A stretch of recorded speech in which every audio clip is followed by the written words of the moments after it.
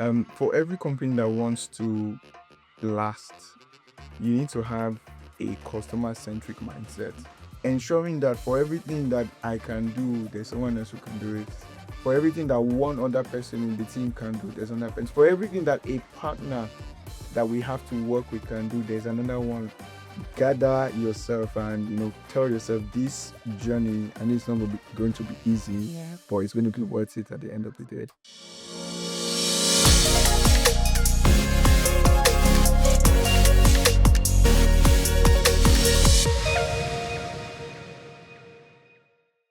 Hi, guys. Welcome to another episode of Becoming with Angela Chris, a podcast where you learn, relearn, and unlearn all that it takes for you to become the best version of yourself. And with me today is a leader, a mentor, a father, a business analyst, and one of the top CEOs of a upcoming commercial platform in Nigeria, and is no other than Mr. Aye Omoria War. Am I getting that correctly? Yeah, you did good, but it's Aye Omoriawo. Aye Omoria War. Yeah, okay. Mr. Aye Omoria War. Yeah. Yeah. It was a pleasure having you here. Thank you for accepting our invitation. Thank you for having. I'm so glad to have you here with us today in this podcast. So, based on the topic of this series, becoming an entrepreneur, the pivot to greatness. So, can you tell us more on how your journey started of being an entrepreneur? How you what's motivated you? What's gave you the drive to being a business person? And how has your journey been like starting up a business? Yeah, that's a very good question. It's like I always say, it started years ago. My mom, I grew up learning from her as a business person. And whether you like it or not, believe it or not, there was a point in my life where I helped her out in a shop and hawked Wow. on the streets. Wow. So my formative years were to learn from her how she would handle money, how she would go to the market, buy something for 100 naira, then make some profit on it. And this was when I was 14, 15. Mm. Growing up, I started to delve gradually into buying stuff. Even uni, I would go off um s- to the market, get earrings for ladies to sell, get handbags. Amazing. I think I was one of the first few people who started to sell Brazilian hair. This was back in uni. I'm talking 2010 now. And at the time, they were just the seasons in my life. I was learning to become a business person. I guess the change for me to fully get into it was when I got into sales. My foundational degree is in banking and finance, but I never worked in a bank. I never worked in finance. But I got into a company that I had applied for finance position, and they called me that they had a sales position open. And I remember a very dear friend of mine who, God bless him, directed me. I went and I called him and asked, "What do you think? I want to do finance," but this guy said sales. And then he asked me a particular question: what is the best and first skill of a businessman? And I said selling. He said, "You see, take it." So that's entire episode changed the course of my life. I got into sales and I learned how to negotiate, how to have conversation, how to close deals. Now I believe no one says no to me. I know how to, yeah, we get married and I had Nice. business decisions Yeah, and I like closing that. deals. So that's how it started. And now decided to start something I have been building for about 8 years. I didn't know how to go about it. That sort of prompted my journey down to the UK. And yeah, my current company, Trady, was born just because of the idea of many years ago. Okay, amazing, amazing, great one. So in this journey you just explained, what has been the greatest lesson you've learned and how has that shaped who you are today? Two lessons. First one is you need to have grit. You Mm. need to have Yeah. a determination like no other. Uh-huh. Many times, anything you do in life, there will be times where you feel like, you know what, I'm tired. Hmm. But the entrepreneurial journey is worse. you wake up many days and you just don't feel like it. There is on top of your table a list of names you need to pay their salaries for the month. There are days that you're trying to close a deal and they're asking questions that you can't provide answers for. There are times that you're expecting this person will make this transaction and they just don't make it. And then you're left with maybe taking from your own purse or trying to, ask for people to, support your business and all. So you need to have grit. Many people give up when before they even go far. Yeah. If you check the world right now, any business person who has stayed consistent, it's not because he is always motivated. He wakes up some mornings and just doesn't want to do anything. But other mornings, he tells himself, this is why I got into it. So gather yourself and, tell yourself this journey, and it's not going to be easy, Yeah. but it's going to be worth it at the end of the day. Yeah, amazing, great one. That's spot on. Seriously, because in anything you want to do in life, you need to be able to have that determination, that zeal to, even though you keep failing, you need to pick up yourself and Yeah. go again, go at it again. Because the more you keep going, that's when you get the results. Because Exactly. when you lay back, you obviously not going to get anything done. For sure, for sure. Yeah, so that actually leads me to my third question. So, in your journey so far, what has been the challenges you faced, and how have you been able to overcome them? Because in life, generally, challenges will come, like you said, but what really keeps us is when we don't give up. And obviously, that's why you're here. You never give up. Yeah. So, what has kept you going, even in the trying times? What has been that? Yeah. I think I'll start with why I even got into it in the first place, Okay. right?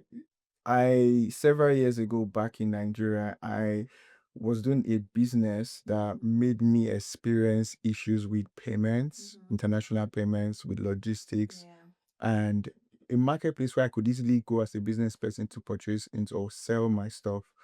And that idea came at the time, I'm talking 8 years ago, but I just did not know what to do, how to handle it. I knew this was a program, I knew I could provide a solution, but I didn't have enough knowledge. So the very first thing I did was to get knowledge.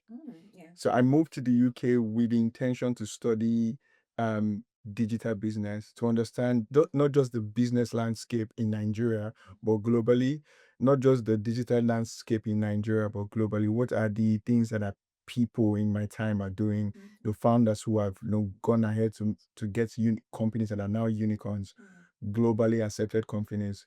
So that challenge, the first thing for me was to get knowledge.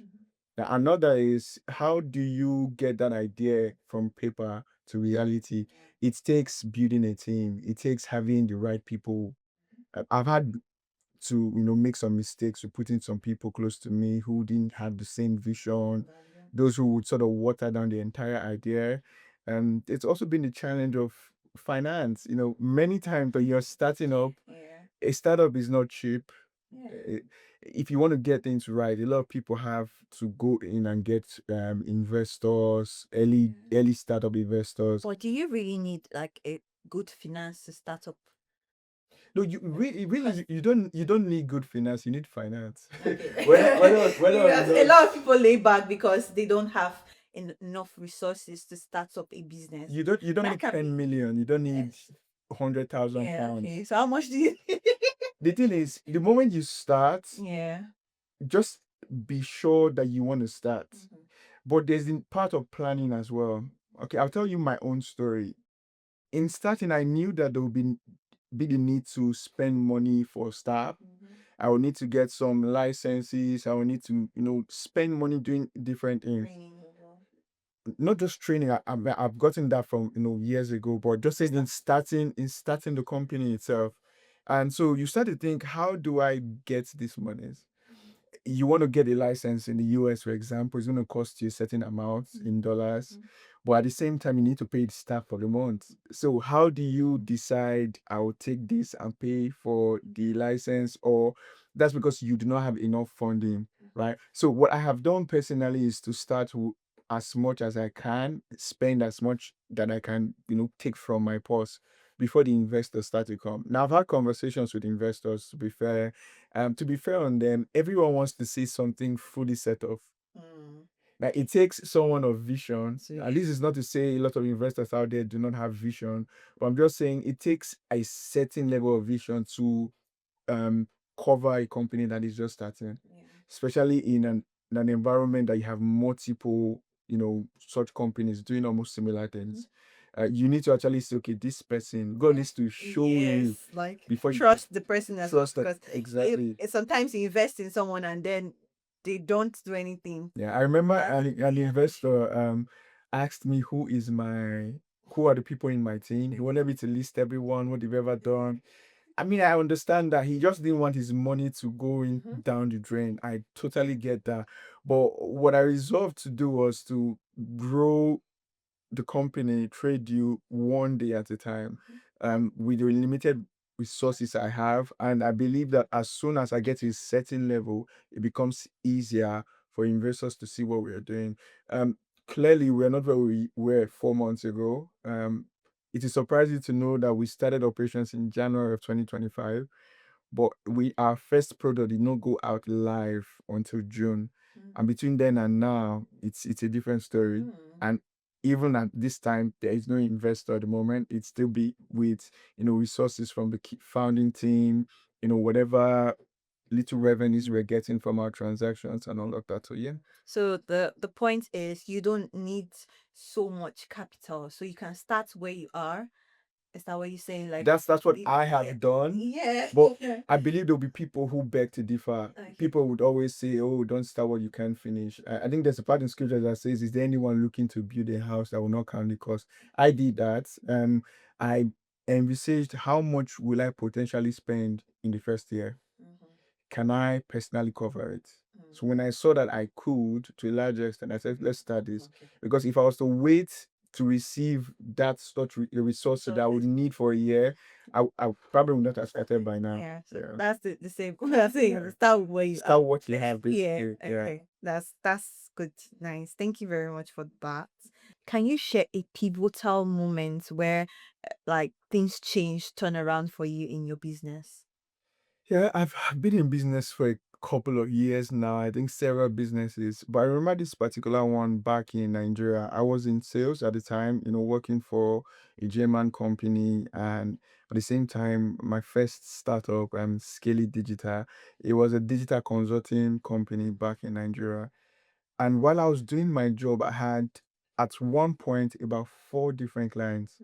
One, I would go to the office to train the staff. One, I would work on their websites. One, I would tell them how to go about getting, new people to try their products, all happening at the same time. And I had my 9 to 5.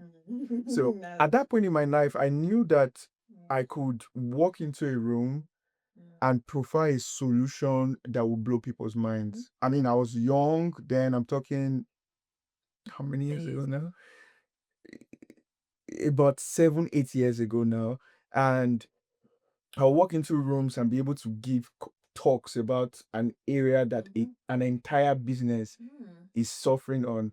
So that season in my life made me decide that I was going to have something that will give value not just to a business person but to an entire nation. Yeah.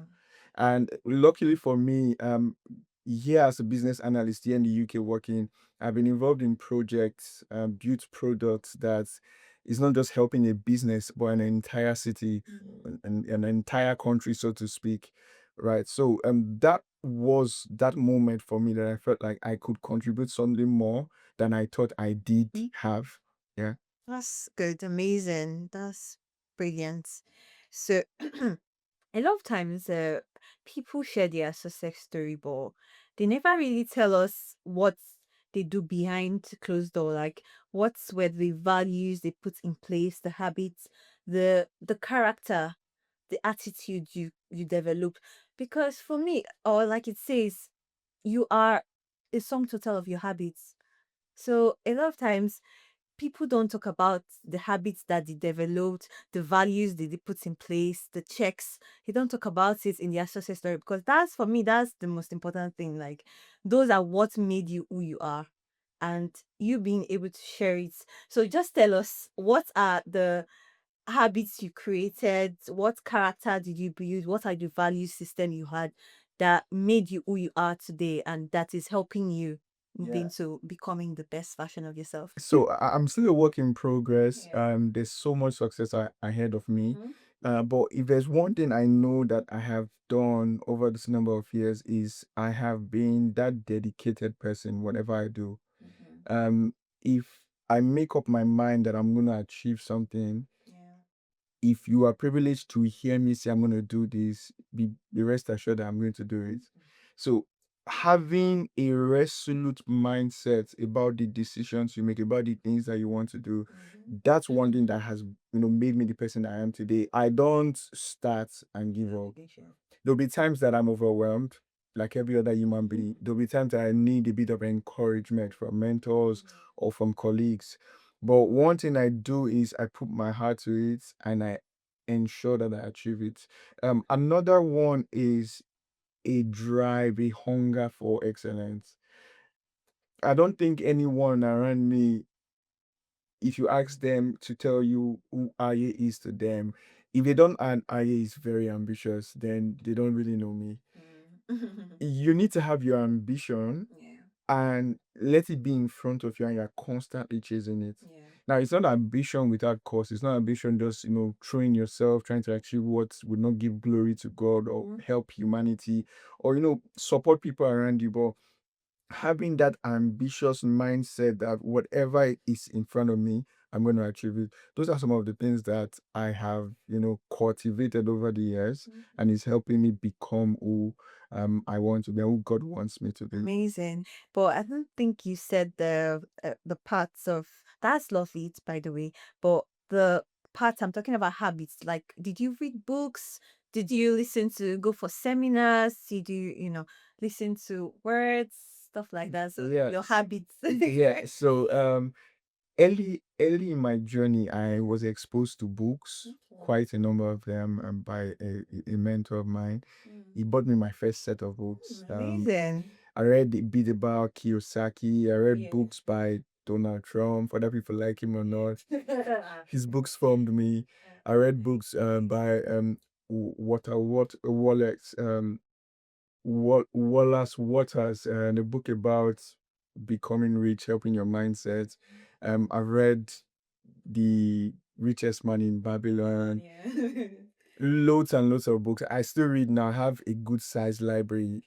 Recently bought a new book that I'm Amazing. finding time to read. So yes, if you really want to gather knowledge, you don't find it just coming down on you. You have You to have to read. go for it. So what I've done in my own journey is read books and at the same time go for courses. And my master's in digital business was totally different from my bachelor's degree in banking and finance. So it was a different journey for me. But all that I was searching for at the time was knowledge. Another I think another habit has been in recent times listening to podcasts. Okay. Um, my wife exposed me to some podcasts, and now and then Amazing. either one business podcast I'm listening to, or one about start startups or founders, one about investors that I'm listening to. So having that mindset that you need to learn something, you do not know everything. Everything. Kind of like we are not. No man is an island. There's someone there who can speak to you. And then you mentioned it as well. Having mentors that you can go for Yeah, the that's my next question. Yeah. Yeah, brilliant. That's absolutely amazing because no man is an island, to be honest, because you need to keep learning, you need to keep reading, listening to people. Like you said, podcast, that's a very good way to, to grow your mind because whatever comes to your ear, no matter what, it forms you. So that's a very brilliant way to grow, listening, reading. So thank you so much, Mr. Aye. Thank you. So our next question is based on mentorship. Yeah, like I said, just about. Okay. So during your journey, did you at some point needed a mentor to put you through on whatever, like just to, ask questions? A lot of times this is really overrated, underrated, like mentorship. People do not really see the need for mentorship. But for me, I think it's a very critical or important part of our life. That having someone who has gone through the process, has done what you want to do, it's very important. Now I'm older, I see the importance of it, to be honest, because having someone that has gone through what you want to do, like he has gone through the process, so the person knows the loophole, knows the failure, what you do, you can, to direct you and guide you on what to do and what not to do. It's very important, and sometimes people underrate it. So how has that really formed you, and how have you taken advantage of that Yeah, mentorship? I still obviously now more than ever need mentors, right? I call them my mirrors of possibilities. I've got two very key ones in my journey right now. I've seen what they've been able to achieve in the same field that I'm going. Yeah. And first of all, it gives me the mindset that it's possible. Mhm. And then there's someone I can reach out to when I'm confused. A couple of weeks ago, I was at the crossroad with a decision I needed to make Mm. within my company, and I was so overwhelmed. I didn't know what to do. Yeah. Because of privilege, I called a mentor. Okay. He's busy, one of the fastest growing companies in Nigeria. Nice. I called him and like, bro, I need your help. Like, I'm confused, I'm overwhelmed. And just the fact that I had someone I could dial their number Yeah. in a different country entirely at the time, I think he was traveling, Mm. and he picked and they said, "Don't worry, this." Oh. It's what everyone needs. You can't go on this journey. Amen. This last weekend, I had to do a number of things, and I was starting to feel a bit of, that's being overwhelmed again, which happens. It's a natural that Now everyone goes through that and sometimes. many times what I do is either speak to my mentors or speak to the ultimate mentor. God, yeah, helps. Now, one thing happened recently that I just spoke to God in prayers and went to sleep at 5 p.m. in the evening. I woke up the next day. I woke up at 5, slept at 5 p.m. Yeah. and woke up the next day. The moment I woke up, I knew exactly what I Wow. needed to do. Amazing. So now more than ever, my journey is me holding God's leg. I can call Definitely. I can call a mentor who is busy. Yeah. Um one of the biggest inspirations in my journey right now with Trade You is someone called Noah Boyeji. He has single-handedly worked on 3 different unicorns, Mm. Flutterwave, and now doing mobile. And we've been, chatting. I'll try and call him, or he's busy. Or he will come back and say, "Oh, I'm so sorry, I'll call you back." The fact that there's that person Yeah. Just who has gone ahead. yeah. Now, I know how busy the life is. I mean, you can tell how many times you sent me a message, and Yeah. it will take me 3 weeks. I never thought I would be this person that I will have 45 unread messages. My wife used to say, you don't even have one message that you've unread, but now I have 45 Wow. unread messages. Sometimes I Yeah. don't even reply them, not because I don't want to. I become so busy. So having such people who might be busy but take some time from their busy schedule to answer questions, it's a blessing that just keeps giving. Amazing, amazing. That's brilliant. Seriously. If whatever you do, have a mentor, even if, or run to God, better still, because He's the ultimate mentor, to be Yes, honest. yes. Yeah, and that leads me to my next question. So, as a Christian and as a believer, someone who the like a man of God we are, how has been how has your faith influenced your entrepreneurship journey? I know you spoke a bit about it when we in the previous question, but if you can give us more light, because a lot of times people do not really understand that having God by your side goes a long way. Like a Yes. long way. Like Yes. so can you like give us more examples of how God or having faith has helped you in a challenging period and how you have overcome that because of your faith? Being a believer is a great flex. I mean, God. there is supernatural knowledge Yeah. and wisdom available that only God can give. Mm. For me personally, my journey in life or chasing after stuff started because of a particular name that God called me in 2011. Mm. So I hold on to His word. so much that people who are very close to me that have told this story before, they often wonder, guys, since then you didn't give up. So I'll tell the story briefly. In 2011, I was praying with some set of people on the field, and I heard very loudly God call me controller of wealth. Hmm. Amazing. Like every new Christian, growing believer, I took the name. I started to call myself controller of wealth. Controller of Oh, wealth. that's where the Will of God came from. I thought it was your original name. Yeah, it is my original name because God called me. Okay, yeah, like okay, yes, yes, Controller yes. of wealth, controller of wealth. And but it took me an entire year to understand what and why He called me.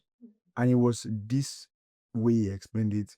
I've called you controller of wealth. You will be the man that makes wealth available for His kingdom, for my kingdom.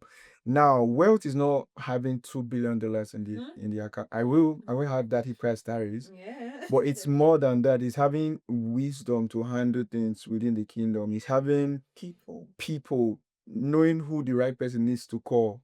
And I see that my journey, this 2011 to date, that's 14 years now, has been in that light. I have indeed become an embodiment of wealth. Amazing. So when people call me Mr. Wealth, that's where the name came from. That's a sneak peek. Yeah. That's where the I name came get that. from.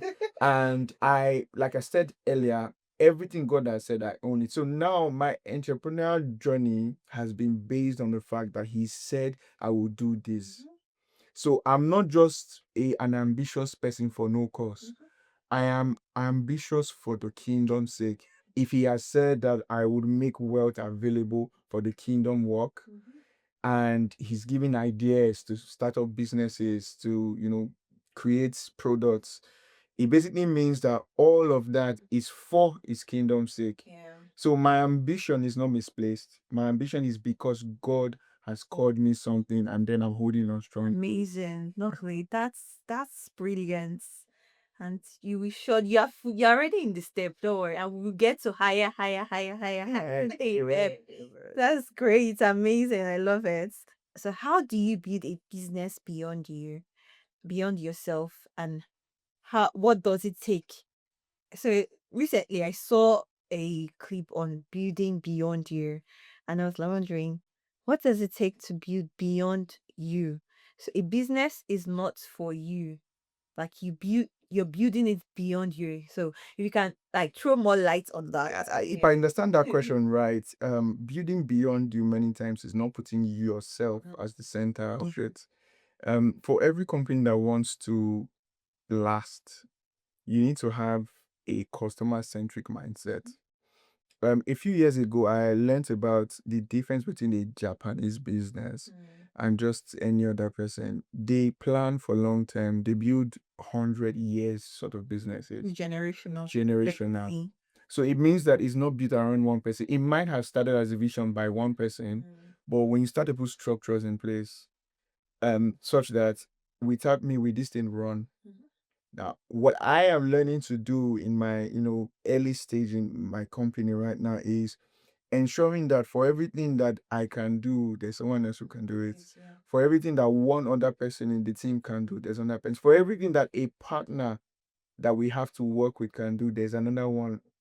In fact, I've become so obsessed with using that pattern that now for some of our partners, providing payments, I have four of them, not just one. So if the day one does anyhow, there's another one coming in. Okay. So what you do ahead is to make these plans, have these meetings, cut these deals, and see how those structures can be waiting while you're building.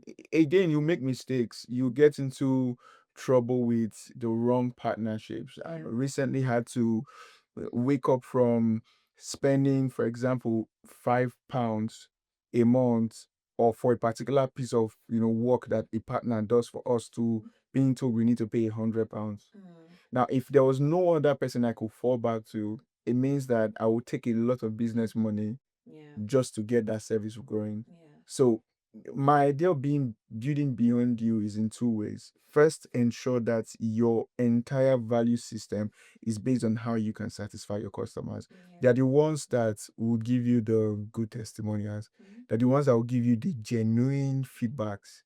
that you can throw back to and tell your team, guys, we had this. Yeah, it didn't sound good, but it's true, right?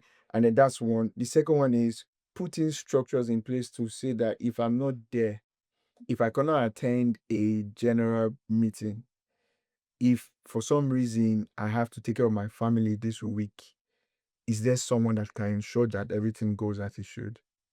Do not build around yourself only. Build for longevity. Amazing, amazing, lovely. That's brilliant. And building a legacy, building generational wealth, you need to put in structures. That's very important and paramount. Thank you so much, Mr. Wells. So, our last question for today is so, what is the biggest misconception people have about starting a fintech company or like starting any business and in general, to be honest? What do you think is the biggest misconception that people have?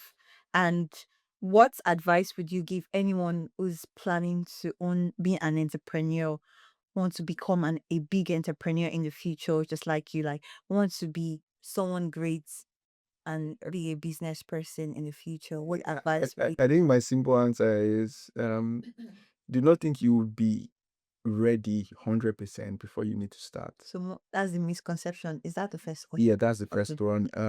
The misconception is people think that I need to be ready, I need to be 100%, I need to know this. The thing is, if there's an idea and you think you can start where you are. It's a journey. Yeah. It means that if you decide today that you need to go to the market, you need to wake up, you need to go to your bathroom, Yeah. right? Those are different aspects of the journey. You need to get on your dress and then go outside, um, take the bus or drive to get to that destination. So many times while you're having your bath, you don't know what's going to happen 2 streets away when you start to drive out. Yeah. So it's like that. So you start, and whatever you meet on the journey, there might be things to shake you, but do not wait to be 100% prepared before you start anything. That's a terrible misconception. No one is 100% ready for whatever comes their way. Yeah. Yeah. So you grow in the process. So what advice would you give anyone that wants to start? What's major advice that wants to start a business or become an entrepreneur? If you have sat down and thought about this is what I want to do, this is the knowledge I have about it, or you don't have knowledge about it, first thing, go get knowledge about it. And I have a book I wrote 10 years ago. It's crazy that I'm currently getting into that space where Okay. that book becomes more relevant. And one of the chapters was mind prep. If you are doing anything, you need to prepare your mind. Sure. Am I ready to go? The Bible talks about it as someone going on a journey or someone going to war needs to count the cost. Someone building a house needs to count the cost. So you need to tell yourself, can I do this? Yeah. The moment you resolve in your heart that you want to, do not wait to get all of the knowledge. Start and get knowledge on the journey as you go along. So, my advice to anyone who has that brilliant idea or not so brilliant idea, prepare your mind, start to get knowledge, start. And then you build a team along as you go along. There will be many people who will come on the journey. There will be those who would leave at some point. But if you are resolute about this, at the end of the day, it becomes it. I am still on my journey, but I'm clearly not where I used to be a couple of years ago. Yeah, brilliant. Thank you so much. Oh my God, you really blessed us today. It's been an amazing time having you here. Oh my God, you blessed us and you've poured so much wisdom. God bless you. Thank you so much. Thank you guys for watching. Please like, subscribe, and share. And see you next time on our next episode. Thank you. Bye.